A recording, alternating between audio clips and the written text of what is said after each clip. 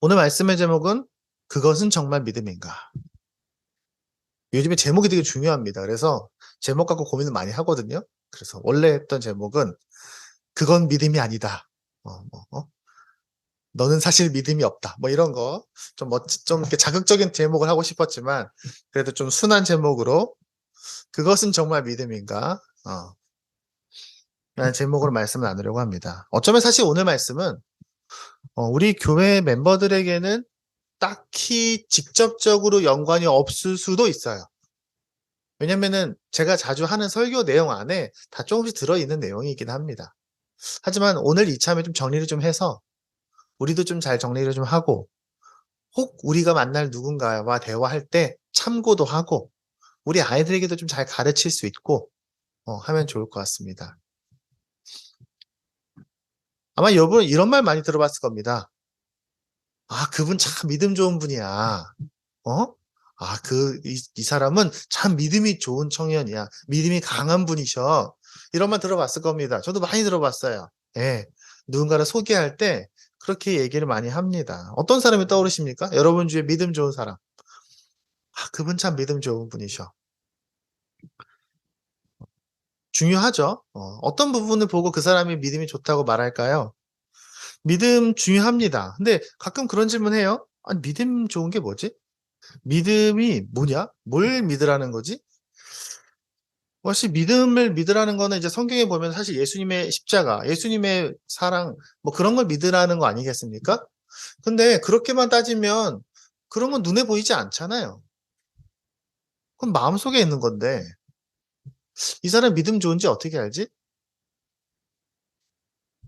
보통 우리가 믿음이 중요해. 믿음이 참 중요하지. 그리스도인에게 제일 중요한 게 믿음이야. 왜 믿음으로 천국 간다고 하니까. 근데 그렇게 하기에는 참 우리가 믿음이라는 단어에 대해서 참 딱히 뭐라고 하기 그런 게 있습니다. 예를 들어서 어느 날 우리 아이 중에 한 명이 아빠, 엄마, 믿음이 뭐예요? 우리 뭘 믿으라는 겁니까? 라고 물어본다면 여러분 뭐라고 대답하겠습니까? 어, 어릴 때에는요, 교회 가자 할 때 애들이 군소리 안 하고 교회 따라오면 되는 거예요.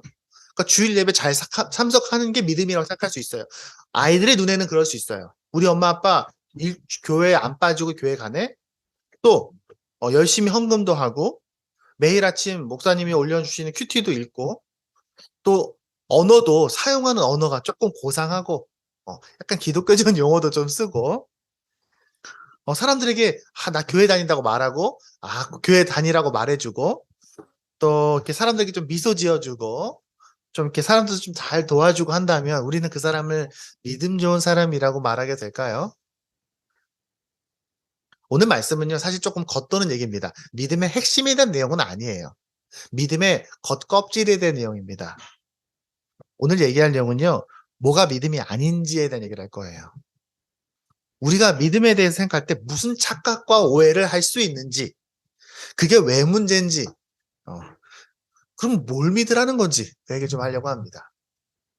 믿음인 것과 믿음이 아닌 것, 믿음의 대상인 것과 믿음의 대상이 아닌 것에 대한 얘기를 하려고 합니다. 사실 이런 얘기를 하려면요, 성경 좀 전반적인 내용을 해야 됩니다. 왜냐하면 성경 전체가 믿음에 대한 얘기를 하고 있지만 참 다양한 측면들을 얘기하고 있거든요. 그래서 믿음이 이거다라고 딱 집어서 말하기는 참 쉽지 않습니다. 그래서 원래 설교는요, 이렇게 한 본문을 정하면 그 안에서 대부분 얘기를 해야 되거든요. 그렇게 하도록 훈련 받습니다. 저도. 근데 오늘은 조금 전체적인 맥락도 같이 좀 살펴보는 시간이 될 것 같습니다. 오늘 본문은 이겁니다. 자, 처음 이 말씀을 읽는 사람이라면, 교회를 잘 다니지 않는 사람이라면, 이게 무슨 말인가 할 겁니다. 제가 한번 읽어보겠습니다. 믿음이 연약한 자를 너희가 받되, 믿음이 연약한 자가 누굴까요? 그의 의견을 비판하지 말라. 믿음이 연약한 자가 있나 봐요. 그 사람이 뭔가 말을 하나 보죠? 믿음이 연약한데 뭔가 막 주장을 하는 겁니다. 너무 비판하지 마. 어떤 사람은 모든 것을 먹을 만한 믿음이 있고, 모든 걸 다 먹을 만한 믿음이 있고, 믿음이 연약한 자에게는 채소만 먹는다. 그러니까 믿음이 연약한 사람이 지금 말씀을 보면 채소만 먹는 사람이 막 뭐라고 하나 봐요. 그러니까 그 사람 말을 들어주고 야, 니네는 믿음이 많이 있어서 다 먹지만 채소만 먹는 사람들이 있나 봐요. 이 말씀을 보면. 그래서 그걸 다 이것저것 다 먹는 사람은 먹지 않는 사람들한테 막 뭐라 하지 말고, 먹지 않는 사람도 다 먹는 사람들에게 뭐라 하지 마라. 하나님은 다 하나님 가족이야. 이 얘기입니다. 내용 자체로는. 그렇겠죠? 음. 어떤 상황인가? 지금 이 성경은 로마서입니다. 로마서는 바울이 로마에게 보낸 편지예요. 지금 로마 교회 안에 두 종의 사람이 있습니다. 한 사람은 유대인이고요. 한 사람은 유대인이 아닌 비유대인입니다. 초대교회는 분명히 이스라엘 사람들, 유대인으로부터 시작을 했습니다. 하지만 이제 다른 나라로 전파가 되면서 그 교회 안에는 이스라엘의 문화 속에 살았던 유대인도 있고, 이스라엘이랑 상관없이 어느 날 와서 예수 믿으세요 라고 해서 그 얘기를 듣고 예수님을 믿게 된 사람들도 있습니다. 그러니까 유대인은 누굽니까? 우리가 아는 것처럼 아브라함의 후손, 모세의 제자, 다윗의 나라, 이스라엘 백성들을 유대인이라고 합니다. 뭐 자세하게 나중에 얘기할게요. 왜 유대인이라고 부르는지는. 근데 이제 이 사람들은 어떤 사람입니까? 구약 성경에는 수많은 얘기들 있잖아요. 뭐 유월절도 지키고 제사도 지키고 할례도 받고 막 뭘 먹고 뭐 안 먹고 날짜 지키고 금식도 하고 막 이런 걸 하는 사람들에게 이게 구약 성경을 지키는 것도 있지만 이게 문화예요. 한국 사람도 문화가 있잖아요. 한국 사람도 한국 사람들의 언어와 문화가 있습니다. 우리나라 절기가 있잖아요. 그런 것처럼 유대인들에게는 구약 성경이 성경이기도 하지만 믿음이기도 하지만 문화이기도 해요. 그래서 이 사람들에게는요. 구약 성경에서 제사를 드려라. 태어나자마자 할례를 해야 돼. 할례 알죠? 그리고 돼지고기도 먹지 마. 이런 것들을 우리 돼지고기도 먹지 않아야 되지, 뭐 갑각류 이런 것도 먹으면 안 됩니다. 그 유대인들에게는. 그 최근에 우리나라 그 튀르키예 때 우리나라에서 막 스팸을 너무 많이 보내서 난리 난 거 있잖아, 알잖아요. 잘 모르고 최고로 소중한 걸 보냈는데 우리한테는 그런 것처럼. 그래서 그들에게는요, 유대인들에게는 성경 말씀을 지키는 게 자기 신앙이기도 하지만 문화이기도 했어요. 그러니까 예수님도 유대인이었어요. 그러니까 예수님도 유대교의 율법을 지키셨죠. 그러니까 유대인은요, 구약의 문화적 바탕 하에서 예수님을 믿었습니다. 그러니까 그 사람들에게는 구약에 있는 율법을 다 지키는 게 예수님 믿는 거랑 떨어지지 않아요. 한 뭉텅이에요. 근데 사실 우리가 잘 알고 있는 그런 예수님의 믿음은요, 유대인들에게만 해당하는 게 아니라 모든 사람에게 다 해당하는 거잖아요, 복음은. 근데 그 사람들이 다 예수님이랑 구약의 율법이랑 한 묶음이라고 생각한 유대인들은 너네 이거 전부 다 한꺼번에 받아야 돼. 예수님 복음만 받는 건 너네 너무 좀 치사하지 않니? 이거 다 지키는 거 얼마나 힘든데? 너네 이거 다 지키는 거야 라고 말하고 싶었겠죠. 유대인들은 어디 가나 그렇게 자기들도 그렇게 했고 요구했어요. 예수님 유대인이 아닌 사람들에게도. 그래서 다시 말하면 너희가 예수님 믿고 싶어? 그럼 너네는 유대인처럼 돼야 돼. 왜? 이거 구약 성경이니까. 물론 초대교회도 구약 성경을 인정했습니다. 하지만 초대교회가 구약 성경을 인정했던 이유는 예수님을 잘 이해하기 위한 전 이해로서 구약 성경을 읽고 이해하고 학습하라고, 그리고 이 구약 성경 안에는 단지 율법만 있는 게 아니라 하나님의 성품과 약속과 하나님의 그런 지혜와 이런 것들이 다 들어있기 때문에 구약 성경은 소중해라고 말씀하셨지만 이 구약에 있는 율법들은 사실 예수님을 발견하기 위한 하나의 유대인들을 위한 훈련 과정이기도 했어요. 그러니까 나중에 이제 우리가 공부하면 하겠지만 이 율법을 지킬 필요는 없는 거예요. 이해는 하되. 반면 유대인들은요, 이거 없이 예수님을 만났습니다. 그냥 어느 날 예수님이 너희 죄인이지? 너희 죄인이야. 하나님이 세상의 주인이야. 하나님 예수 그리스도가 너희를 위해서 십자가에 못 박혀 돌아가셨어.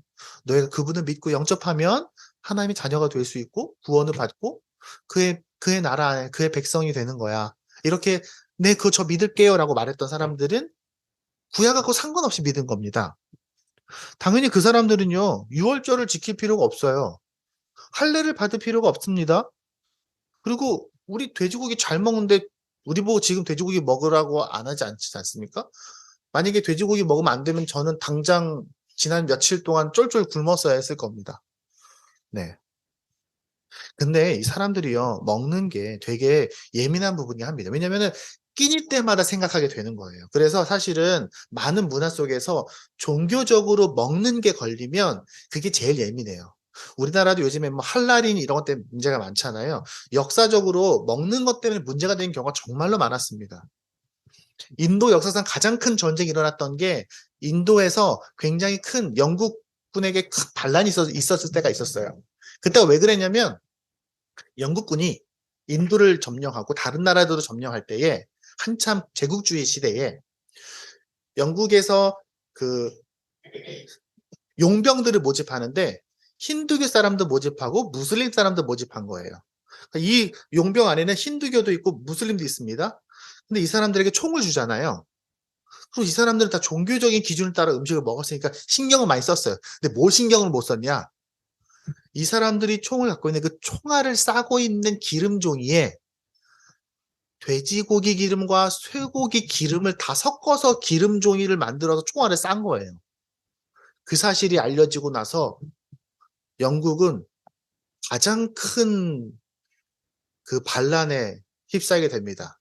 그게 영국 역사에 되게 중요한 굉장히 영국을 힘들게 했던 전쟁 중에 하나가 될 정도로 다시 말해서 다시 돌아오면 유대인은 구약이 가르치는 규범과 율법을 지키는 게 복음의 시작이야 라고 말했고 그러니까 돼지고기 먹지 마. 돼지고기 안 먹는 게 맞아 라고 말했던 사람들이 오늘 이 본문에 나오는 믿음이 연약한 사람들입니다. 굳이 여기서 연약이라는 단어가 믿음이 아직 과거에 매여 있는 사람이라고 생각할 수 있죠. 근데 비유대인들은 안 그렇겠죠. 그러니까 이 논란은요 사실 근데 사도행전 이미 끝났어요. 이 말씀은 로마서잖아요. 이 로마서를 바울이 쓰기 전에 그 전에 이미 예루살렘에서 회의가 있었어요. 큰 회의. 이 편지 쓰기 전에 무슨 회의를 했냐? 비유대인들에게 할례 받고 제사 드리고 율법 지키는 거 이거 꼭 지켜야 됩니까? 라는 논쟁이 일었어요. 이미 그 전에. 그래서 그때 바울이랑 베드로랑 대판 거기 사람들하고 열심히 논쟁을 해서 바울이 결론을 냈어요. 그럴 필요 없어. 근데 아직도 많은 교회에서는 그런 갈등이 남아 있었던 거예요. 그러니까 로마서를 편지를 쓸 때 바울이 또 그 설명을 하는 거죠. 사실 이 얘기는요 다른 서신서에도 나옵니다. 그러니까 이 로마는 이런 일들이 불구하고도 계속 이런 문제가 생기니까 이게 이들의 먹는 문제는요 단지 그 성경 문제는 아닙니다. 왜냐하면 죄책감이 드는 거예요. 유대인들에게는. 한국 사람들 인사할 때 어른들 보면 인사 어떻게 하나요? 고개 숙여서 안녕하세요 이렇게 기도해서 인사를 합니다. 외국 사람들은 악수를 요청하죠. 우리나라 사람들이 어르신이 왔는데 꼬마가 와서 이렇게 딱 악수 요청하면 되게 당황하시겠죠, 어르신들이요? 어. 그 얘기는 한국 사람들의 마음속에는 이게 오라라고 생각하는 거예요. 그건 단지 이해되는 게 아니라 문화 속에 들어가 있는 거거든요. 그러니까 유대인들은 이제부터 너희 돼지고기 먹어도 돼라고 아무리 가르쳐 줘도 돼지고기 입에 안 들어가요. 입에 안 들어가요. 그러니까 오늘 본문은 이런 얘기입니다. 이 본문을 잘 보세요. 얘들아, 믿음이 연약해서, 다시 말해서 예수님의 십자가가 완전하다는 확신이 아직 부족해서 먹을 때 규범을 지켜야 될 것 같은 사람들, 그런 사람들이 하는 말들을 너무 무시하지는 마. 그럴 수 있어. 어떤 사람은 다 먹어도 된다는 걸 알아. 그래서 다 먹지? 근데 어떤 사람은 믿음이 연약해서 채소만 먹는 거예요. 왜? 이 사람들은요, 돼지고기만 안 먹는 게 아니라 소고기도 잘 안 먹었어요. 왜냐하면 이 고기가 제사를 드리는 종교적인 의식을 거쳐서 고기를 잡았다고 생각하는 거예요. 단지 돼지고기뿐만 아니라 소고기도. 그러니까 유대인들은 제사 드린 고기는 안 먹을 거 아니에요. 왜냐하면 우상 숭배한 고기니까. 근데 당시에 초기에 그러니까 로마 시대에 고기를 잡고 고기를 사육하는 사람들은 그 로마의 종교, 로마 이방 종교의 형식을 따라서 고기를 잡습니다. 그러니까 유대인들에게는 우리가 먹을 수 있는 시장에 파는 모든 고기들은 다 뭐예요? 제사 형식을 따라서 잡은 고기인 거예요. 그래서 못 먹겠는 거죠. 근데 그런 사람 너무 비웃지 마. 채소만 먹는 너희들도 자기들은 잘 지킨다면서 야 니네들은 엉터리지 라고 비난하지 말아라. 그 얘기입니다. 그래서 여기서 이 말씀에서 믿음은 뭘까요? 이 말씀에 있는 믿음. 이거는 십자가가 완전하다는 믿음입니다. 문화가 믿음이 아니고 우리의 관습이 믿음이 아니고 내 감정이나 정서가 믿음이 아니라 십자가의 완전함을 믿어야 된다. 그게 바로 이 말씀에서 핵심이에요. 근데 이런 일이 오늘날에도 많이 발생합니다. 믿음이 아닌 것들을 믿고요. 믿을 필요가 없는 것들을 믿고 믿음이 아닌데 믿는 거라고 착각하고 한번 생각해 봅시다. 첫 번째는 뭐가 있냐면요. 믿음이 아닌 것들 뭐가 있을까요? 제가 자주 얘기했습니다. 종교적인 행동을 하는 건 믿음은 아닙니다. 종교적 행동은요, 믿음을 도와주는 거지, 믿음은 아니에요. 어. 우리 아이들이 교회 와서 앉아있다고 이 아이들이 믿음이 좋은 건 아닙니다. 자, 여러분이 어디 찬양 예배 갔어요. 어느 집회에 갔어. 너무 찬양이 좋고, 너무 분위기가 좋아서, 내 마음에 격양이 되고, 찬양을 같이 부르는데 막 흥분이 되고요. 눈물이 막 나고요. 너무너무 즐겁고 행복해. 믿음이 막 좋아졌을까요? 물론 믿음이 좋아졌을 수도 있지만, 믿음이 안 좋아졌을 수도 있습니다. 아무 상관이 없을 수도 있어요. 우리 굉장히 감동적인 콘서트 가면요, 눈물 나요. 되게 감동적인 음악 들으면요, 짜릿짜릿해요.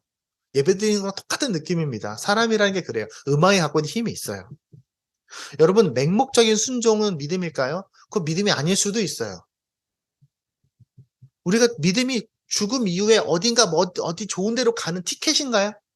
그렇지, 그거 아니라고 항상 얘기하죠. 그리고 믿음은 하나님을 속일 수 있습니까? 사람들은 속일 수 있어요. 나 믿음 좋은 척 하면서 연극할 수 있죠. 하지만 하나님은 속일 수 없어요. 조금 더 얘기해 볼까요? 여러분, 목사의 말은 믿음입니까? 믿을 수 있는 겁니까? 믿음의 대상인가요? 목사님 말은 믿는 대상이 아니에요, 여러분. 그냥 제 말을 잘 듣고 이해하고 믿음을 마음으로 받아들이는 겁니다. 목사가 여러분에게 한다고 해서 무조건 믿으면 안 돼요. 사람들은요, 우리나라 사람들은 더 그래요. 한국의 정서가 사람을 믿는 정서가 되게 강해요. 한국의 문화 인류학적인 특성을 볼 때. 그래서 사람들은요, 우리나라에서 그런 말 있죠. 메시지를 공격할 수 없으면 메신저를 공격해라. 이런 얘기 들어봤습니까? 그 사람 말이 맞아? 너무 맞는데 내가 그 사람 말을 동조하고 싶지 않다면 그 말하는 사람이 나쁜 사람이라고 말하면 그 사람 말까지 나쁜 말처럼 되는 거예요. 거짓말처럼 되는 거예요. 근데 그런 효과가 한국의 문화에서는 더 많이 있습니다. 반대로 그 사람 말은 틀렸는데 말하는 사람을 내가 좋아해. 너무 좋은 사람이야. 그러면 그냥 그 사람 말을까지 믿는 경우가 많아요. 한국의 정서적인 부분도 그런 게 있습니다. 사람에게도 그런 게 있고요. 여러분, 목사의 말을 믿는 게 아니라요. 목사의 말을 듣고 저 목사님이 해석해 준 성경 말씀, 그 말씀이 내가 이해가 되고 그 말씀이 내 마음에 영향을 주기 때문에 목사님의 말을 듣는 거예요. 여러분, 종교적 슬로건이나 성경 말씀도 마찬가지입니다. 성경에 나오는 말들로 이렇게 슬로건 많이 만들잖아요. 교회에서 많이 해요. 뭐 이렇게 될 겁니다. 이런 거 됐습니다. 이런 거 합시다. 이런 게 하나님의 뜻입니다. 뭐 이런 멋있는 말들이 많습니다. 그리고 그런 말들을 막 외우게 하고요. 반복하게 합니다. 근데 그건 믿음의 대상이 아니에요. 착각하면 안 됩니다. 심지어 우리는요. 성경에 있는 문구도 그냥 믿으면 안 됩니다. 아니 목사님 그게 무슨 말입니까? 성경 말씀을 믿지 말라니요. 많은 사람들이요. 성경에 나오는 그 말들을 주문처럼 믿어요. 제가 전에도 잠깐 얘기했습니다. 우리가 성경에 나오는 그런 그럴듯한 말들을요. 잘 믿어요. 제가 자주 하는 얘기 있어요. 할 수 있거든이 무슨 말이냐. 믿는 자에게는 능치 못할 일이 없느니라. 엄청 멋진 말이죠.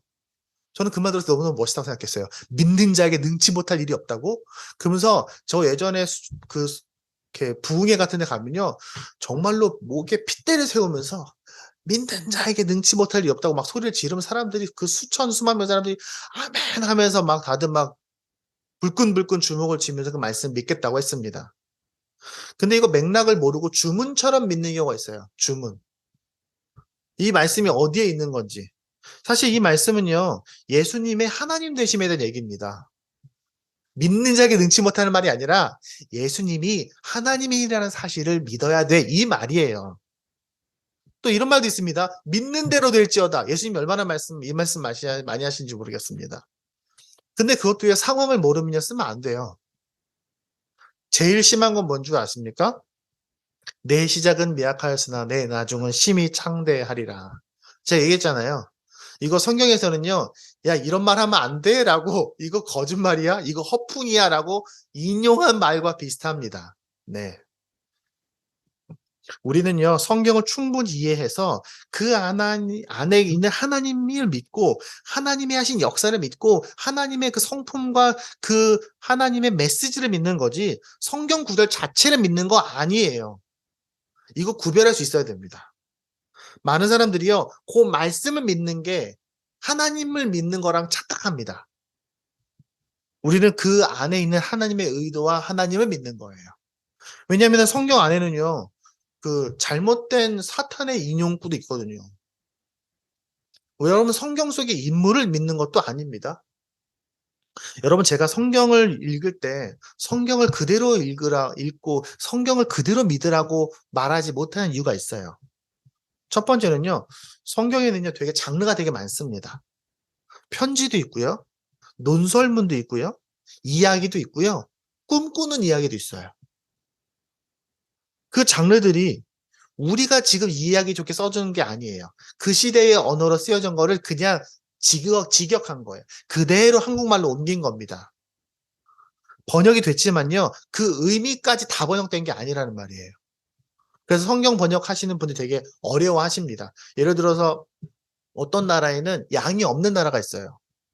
양이 없는 나라는 선교사님이 어떻게 번역을 해야 될까요? 되게 고민 많이 하셨어요. 그래서 그분들은 그냥 돼지로 번역하셨대요. 그러면 양은 이런 특성을 갖고 있으니까 양의 이런 특성들이 가지고 설교를 해야 되는데 돼지가 갖고 있는 특성들을 가지고 설교를 한다면 잘못되겠죠. 그러니까 목사도 알고 있어야 되는 거예요. 이게 원래는 양이라는 거. 그러니까 예수님 시대의 양은 어떤 품종이었고 그 시대에는 양을 어떤 식으로 키웠고 그 시대 사람들이 양을 생각할 때 이런 느낌이었겠거니라는 것을 알고 있어야 목사가 엉뚱한 소리 안 할 수 있어요. 사실은. 어떤 성경에 있는 본문들은요. 3000년 전, 4000년 전에 쓰여졌습니다. 그 시대 사람들은 알아들었겠죠. 그게 무슨 말인지. 여러분 우리 국어 시간에 이제 유아 승현이도 이제 좀 있으면 국어에서 알 수 없는 고문학, 조선시대 한글 이런 거 배웁니다. 그럼 조선시대 글들 보면요. 이게 무슨 말인가 싶어요.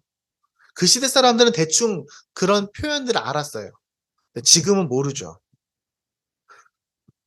그런 얘기 있잖아요. 제가 태어나서 시를 한 번도 본 적이 없는 사람, 시를 본 적이 없는 사람들한테 시를 읽어주면 저 사람이 무슨 말을 하나 이렇게 싶을 거예요. 제가 자주 하는 얘기 있습니다. 혹시 이 승연이 있지 않아요? 내 마음은 호수요 그대 저오.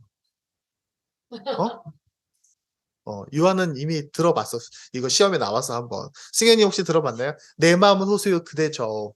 만약에 승현이가 시험 보는데 이 말의 뜻은 그러면서 내 마음은 호수요 그대 저오라는 이 호수의 뜻을 보고 이 말의 뜻이 무엇입니까? 1번 뭐, 2번 뭐, 이렇게 한다면 문제를 냈을 때 어떤 사람이 이 시를 읽고, 내 마음에 호수가 있다고?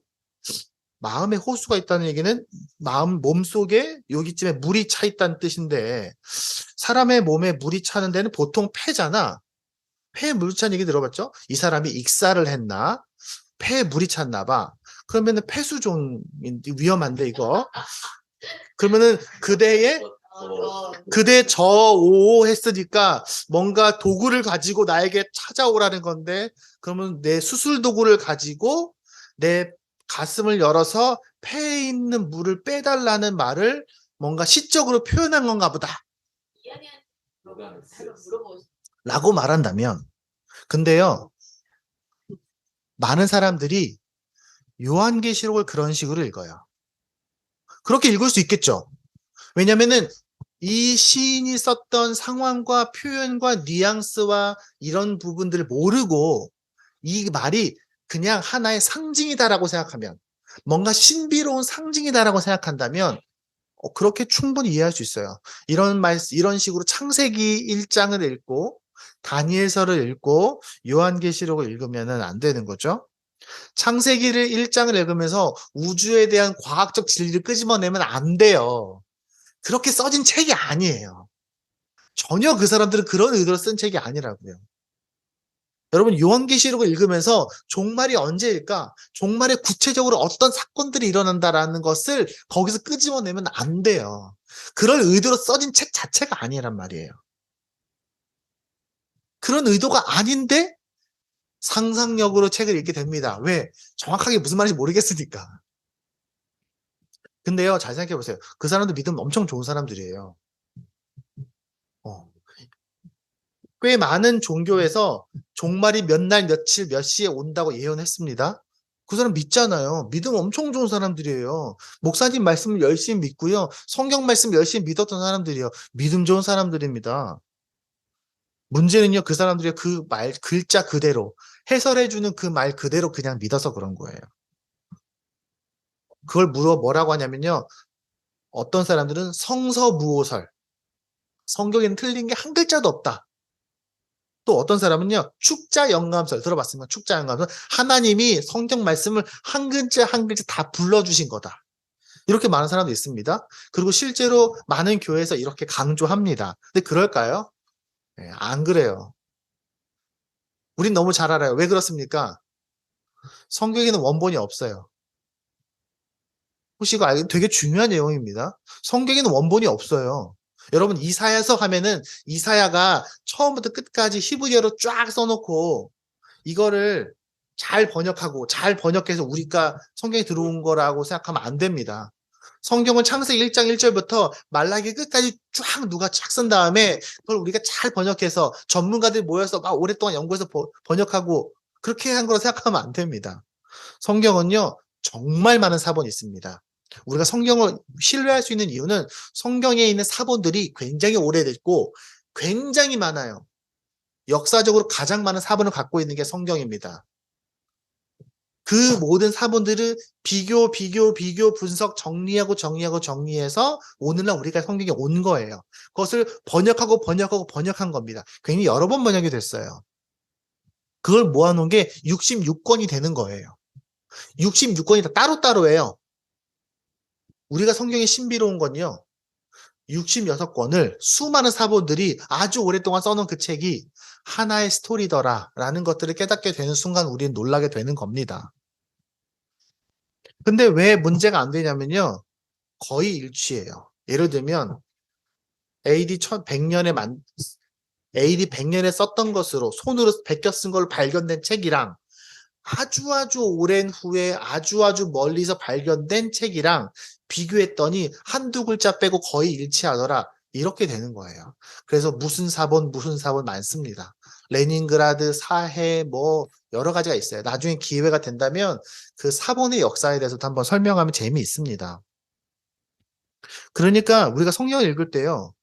역사적인 고고학적인 문학적인 배경을 알아야 성경을 잘 이해할 수 있어요. 그 얘기는 성경을 우리가 그냥 내 눈에 들어온다 그냥 글자 그대로 읽고 무조건 외우고 무조건 믿는 게 답은 아니라는 거죠. 그럼 목사님 그럼 성경 읽기 너무 어렵지 않습니까? 근데 성경 전체 맥락을 이해하면 괜찮아요. 괜찮아요. 그리고 제가 그래도 나름 목사니까 나름대로 열심히 이거를 공부하고 있는 사람이 있으니까 괜찮아요. 괜찮아요. 다만 잘 모르면 이제 물어보면 되죠. 근데 왜 이거에 대한 얘기를 하고 있냐? 지금 이걸 모르면 성경에 있는 단어 한두 개, 문장 한두 문장에 내가 꽂혀서 여기에 집중을 다하면 엉뚱한 말을 하게 되는 거예요. 여러분 믿음 너무 좋은 사람들을 조심해야 됩니다. 사실은요. 너무 믿음 좋은 사람이 되지는 마십시오. 정확한 것만 믿으세요. 덮어놓고 믿는 사람 되면 안 됩니다. 성경 안에는요. 그렇게 믿으면 안 되는 내용들도 되게 많아요. 아직도 논란이 되는 말씀들도 많고요. 이 말씀 부분은 해설이 안 되니까 해석하지 않는 부분들도 많아요. 예. 우리는 성경을 읽고 있으면 정말 핵심적인 내용, 누가 봐도 정확한 내용, 내 이웃을 사랑해라. 어. 이런 너무 정확한 내용들은 충분히 믿어야 되지만 그 외에 애매한 내용들은요, 고민하고 질문하고 의심하고 생각해보고 물어보고 해야 됩니다. 성경만 그렇습니까? 우리 사람도 다 그래요. 아이들은요, 친구 말을 더 믿습니다. 우리 아이들 예배할 때 뭐 얘기냐면, 여러분 유튜브에서 하는 얘기들 다 믿나요? 어떤 애들은 되게 잘 믿을만 하다고 하는 사람도 있고요. 피카츄가 옆에서 얘기해 좀 믿겠습니까? 네, 고개를 끄덕끄덕 했어요. 그쵸, 피카츄가 나와서 얘기를 했는데, 보노보노가 와서 얘기해 주면은 보노보노 말에 귀를 기울이겠죠. 우리 아이들은요, 선생님들의 말에 귀를 기울이겠죠. 여러분 나중에 크면요, 우리 승현이 유아도 사회에서 성공한 사람들 말을 들으면 귀를 기울이게 됩니다. 그 사람들 말이 맞는 것 같아요. 근데요, 사실은 잘 생각해보면요, 교회를 다니는 사람들은요, 참 믿음 없는 사람들이 돼야 됩니다. 어떤 면에서는. 왜? 세상에 거짓이 많고 가짜가 많다는 것을 너무 잘 알고 있는 사람들이 교회를 다니는 사람들이니까. 많은 사람들이 왜 교회를 버립니까? 신앙 좋다가. 종교생활 열심히 하다가 왜 갑자기 교회를 떠납니다. 왜 그럴까요? 진짜를 가짜에 싸서 뭉탱이로 믿다가 이게 가짜네? 하면서 진짜까지 버리는 거예요. 목사님 말도 믿고 복음도 믿었는데 목사님에 대해서 실망하면 이 안에 있는 진짜까지 버리는 거예요. 그렇게 믿으면 안 됩니다. 그러니까 혹시 여러분이 저를 볼 때 굉장히 실망스럽고 굉장히 저를 상처 입는 일이 있다 하더라도 여러분의 신앙에 바뀔 필요는 없어요. 하나도 없어요. 기분은 안 좋겠지만. 근데 왜 이런 게 중요합니까? 여러분 나중에 이제 기회가 되면 계속 그런 얘기 하겠지만요. 우리가 성경에서 교회에서 쓰는 용어들은요. 세상에서 쓰질 않아요. 여러분 복음, 구원. 제가 얘기했죠? 구원하면은 사람들은 구원이라는 것을 구원투수 외에는 들어본 적이 없다고. 6원, 7원, 8원, 9원 이런 농담을 한다고. 천국은 죽어서 천국 가는 거 이거밖에 모른다 그랬죠? 칭의. 여러분 세상에서 칭이라는 말 들어봤습니까? 칭의. 뭘 치는 줄 알 거예요. 대속 들어봤으면 대속? 우리가 교회에 쓰는 용어들이요. 세상에서 안 써요. 그 얘기는 뭐냐면은 우리가 교회에서 쓰면서도 사실 정확하게 그게 무슨 말인지 모르고 쓰는 단어도 되게 많아요. 그 단어들은요. 사람들이 막 각자 자기 나름대로 생각하는 거예요. 적당히 그냥. 제가 지금 왜 이야기를 하냐면 목사님 믿음 좋으면 다 좋은 거 아닙니까? 아니 믿음이 좋아야 목사님 말씀도 잘 듣고 목사님 말씀에 아멘하면 삶에서 쫓아오죠. 아니요. 그런 걸 저는 원하지 않아요. 중요하지 않은 것들을 믿다가는요.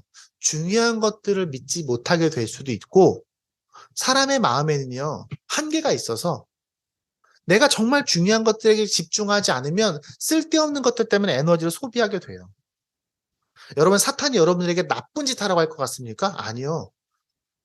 우리 교회 사람들은 그래도 좀 성심이 착한 것 같아서 제가 볼 때는 친구를 때려라, 욕을 막 신나게 해라, 도둑질을 해라 이렇게 사탄이 우리를 유혹할까요? 안 그럴 거예요. 뭘 때려 부셔라 이렇게 할까요? 아니요. 중요하지 않은 것에 마음을 쏟도록 할 겁니다. 아이들이 만약에 공부를 해야 되는데 우리 아이들이 책을 읽어야 되는데 숙제를 해야 되는데 승현이가 독서 노트를 써야 되는데 옆에 엄청 재미있는 유튜브가 딱 틀어져 있다면 그거 집중하겠습니까? 어제 만들다만 레고 상자가 여기 딱 쌓여 있는데 그 집중 되겠습니까? 네, 만화책이 옆에 있는데 비슷한 거예요. 나쁜 건 아닌데 중요하지 않은 것들은 중요하지 않은 거예요. 믿음의 대상이 아닌 건 믿음의 대상이 아닌 거예요. 이해하고 넘어가야 된다는 거라는 거죠. 우리가 음식을 먹을 때도 마찬가지입니다. 우리는 좋은 음식을 꾸준히 먹어야 됩니다. 근데 만약에 우리가 배고픔을 잊게 하는 달콤한 사탕을 먹게 된다면, 우리 아이들이, 그래서 정말 그 달콤한 사탕만을 찾게 된다면, 그거 먹으면 내가 먹었다고 착각할 수도 있겠죠? 아이들은 만족스러우니까. 하지만 그러면 점점 어떻게 되겠습니까? 영양실조 걸리는 거예요. 균형 있는 식사를 하는 게 되게 중요한 것처럼. 믿음도 마찬가지입니다. 우리가 믿어야 될 걸 믿어야 되는데 쓸데없는 것을 너무 열심히 믿다 보면 정말 믿어야 될 것들을 믿지 못하게 됩니다. 그럼 뭘 믿어야 됩니까? 한번 들어보세요. 이 세상은 우연히 만들어진 게 아니라 하나님이 만드셨어. 근데 그 하나님이 이 만든 과정에 대해서는 잘 모르지만 어쨌든 이 세상의 주인은 하나님이야. 자, 이 만든 과정에 집중하면 하나님의 주인 되심을 잊어버리게 돼요. 그러니까 사람들이 아직도 싸우는 겁니다. 그게 창조론이, 진화론이니, 무신론이냐고 싸우는 거예요. 이 과정은 정확하지 않거든요. 하나님 만드셨다는 이 믿음이 더 중요하지. 그러니까 어떤 사람들은 자기는 과학적 발견에 대해서 인정을 해. 그럼 너는 창조를 믿지 않는 거구만. 이렇게 말하면 싸우는 거예요. 중요하지 않은 걸 믿으니까 중요한 것 가지고 싸우는 거게 되는 거죠. 하나님이 사람을 만드셨지만 인간이 죄를 범해서 하나님을 거부하게 되었다. 이걸 믿어야 돼요. 그래야 우리 마음 가운데 하나님께 정직한 고백을 할 수가 있어요. 네. 내 죄를 그냥 대충 살면서 하나님의 자녀가 될 수 없다는 것. 내 죄를 그냥 허용하고 감추고 살면 하나님과 함께 할 수 없다는 것. 우리는 그걸 믿어야 돼요. 근데 내가 겉으로 종교적인 행위를 하고 고상하고 거룩한 척 하는 것이 나의 믿음이라고 착각하면 진짜 믿음을 지키기 위해서 노력하지 않겠죠. 상당히 어떤 부분들은요, 가짜를 선택하면서 진짜를 포기해야 될 때가 많습니다. 그리고 그분이 하나님 우리를 찾아오셔서 우리에게 화해를 요청하시고 우리가 그 십자가의 그 은혜로 구원을 받았어. 오직 그 은혜만이 우리에게 희망이야. 근데 우리가 세상의 교회에서 종교적 행위를 하는 것이 마치 신앙생활을 하는 것처럼 그걸 믿게 되면 예수 그리스도의 그 십자가의 은혜를 온전히 믿지 못하게 됩니다. 왜? 잘못된 것을 더 많이 믿다 보면 여기서 가져가야 되는 거예요. 우리가 여기서 이 땅에서 진심으로 그 하나님의 백성으로서 이 땅의 삶을 사는 것이 바로 하나님의 나라야. 이 땅에서 하나님의 나라를 살기 위해서 애쓰며 사는 그 사람이 죽어서도 그 나라를 사는 거야. 라는 거에 대한 믿음이 있어야 되는데, 나 죽어서 좋은 곳 가겠지라는 그것만 믿다 보면, 이 땅에 내가 지금 살아야 되는 이 하나님의 나라를 줄여가게 되는 거예요. 이 믿음을 적게 가지게 되는 겁니다. 다시 말하면, 진짜에 대한 믿음을 더 집중하지 않으면, 가짜에게 우리가 마음을 빼앗기게 되고요. 쓸데없는 주변 요소를 이해는 하죠. 중요하지 않다는 게 아닙니다. 하지만 너무 중요하지 않은데 너무 중요하게 생각하면 정말 중요한 것들에서 마음을 빼앗기게 된다는 거. 그러니까 우리의 삶에 질서가 무너지는 거예요. 왜? 하나님이 의도하신 게 아니니까. 그럼 우리가 어떻게 믿어야 될까요? 그래서 우리는요, 계속해서 이 하나님에 대한 진리를 믿음을 잘 갖고 가기 위해서, 더 잘 믿기 위해서 지속적인 노력이 필요합니다. 언제까지? 우리가 주님 만날 때까지. 제가 이제 세미나를 하면 목사님들이 어려워하는 게 있어요. 한 60대신 교회 오래 다니신 분들, 교회 50년, 60년 다니신 분들을 성경 공부하자 그러면은, 제가 무슨 성경 공부입니까? 이렇게 말씀하신대요. 그래서 물어봅니다. 장로님, 거듭남이 뭡니까? 물어보면, 거듭남 그거 하나님 자녀 되는 거죠, 뭐. 이렇게 말하고 끝나는 거예요. 더 설명 못 하시는 거죠. 대충 그냥 애매하게 알고 계신데 더 공부했다고 생각하지 않으시는 거예요.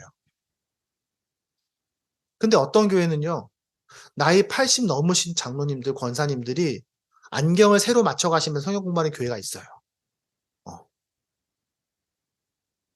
성경책 큰 거 있는데 교재는 좀 글씨가 좀 작다고 안경을 새로 돋보기를 맞춰 가시면서 공부하는 교회들은 있다고요.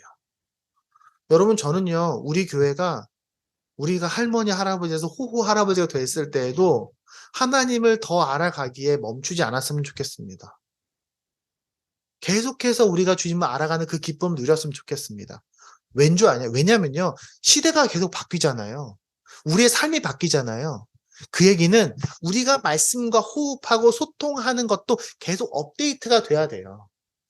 우리 휴대폰 하나도 그렇게 업데이트를 열심히 하는데, 여러분, 우리 20년 전 믿음 갖고 지금 못 삽니다. 지금 시대와 문화가 얼마나 많이 바뀌었는데, 지금 세상이 말하는 게 얼마나 바뀌었는데, 제가 지금 왜 이 이야기를 하냐면요. 여러분 30년 전엔 이런 얘기 할 필요가 없어요. 왜? 한 주간에 듣는 게 그게 그거거든요. 뭐 없어요. 근데 요즘에는요, 일주일 동안 여러분이 TV나 유튜브나 인터넷에 어마어마한 정보를 듣습니다. 그러니까 이제는 아닌 것들에 대해 얘기도 해야 돼요. 그래서 사실 안 하던 설교를 제가 지금 하고 있는 겁니다. 그리고 계속해서 묵상해야 됩니다. 여러분, 우리가 뭔가를 외우고 있으면요, 외우고 있기 때문에 믿는다고 착각해요. 여러분, 외우는 건요, 믿는 게 아닙니다. 내가 알고 있는 지식이 믿는 게 아니에요.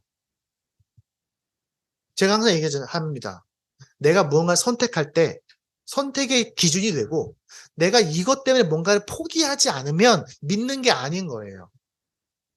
그러니까 우리가 너무 익숙하다고 내가 너무 잘 알고 있다고 내가 믿다고 착각하면 안 됩니다. 그럼 뭘 어떻게 됩니까? 계속해서 하나님을 찾아가는 삶을 살아야 되는 거예요. 내가 이 길을 절대로 멈추면 안 되겠다. 내가 계속 믿음이 자라야겠다. 어제보다 내가 좀 더 하나님을 더 잘 알아야겠다. 그래야 무뎌지고 매너림에 빠지지 않는 살아있는 믿음을 가질 수가 있습니다. 고린도후서 13장 5절 이렇게 말합니다. 너희는 믿음 안에 있는가? 너희 자신을 시험하고 너희 자신을 확증하라. 계속해서 훈련하라는 겁니다. 제자 되면 끝나지 않습니다. 주님 오실 그날까지 내 목숨이 끝나는 그 순간까지 우리의 삶의 공사는 계속되는 겁니다. 내가 아버지로서 목사님으로서 우리 교회 아이들에게 보여주고 싶은 거는 그래도 끝까지 열심히 계속해서 공부하는 목사님, 공부하는 아버지의 모습 보여주고 싶습니다. 그리고 우리 아이들도 가르쳐주고 싶습니다. 얘들아, 물론 학교 공부도 중요하지만 계속 성장하고 계속 변화하고 계속 열어가고 네 마음을 열어가서 새로운 삶을 살아가기를 멈추지 말아라. 10년 전에 살았던 삶, 5년 전에 살았던 삶으로 살면 안 됩니다. 그 여정을 멈추지 않는 우리가 되길 바랍니다. 매 주일 예배 설교를 들을 때마다 매일 아침 큐티 한문 1분 큐티를 들을 때마다 처음 듣는 것처럼 낯선 마음으로 여러분이 듣고 묵상하고 고민하고 또 궁금한 물어보고 하는 우리 교회가 되길 바랍니다. 그래서 오늘 말씀의 제목처럼 그것은 정말 믿음인가? 이 질문을 계속 멈추지 않는 우리가 되길 바랍니다. 기도하겠습니다.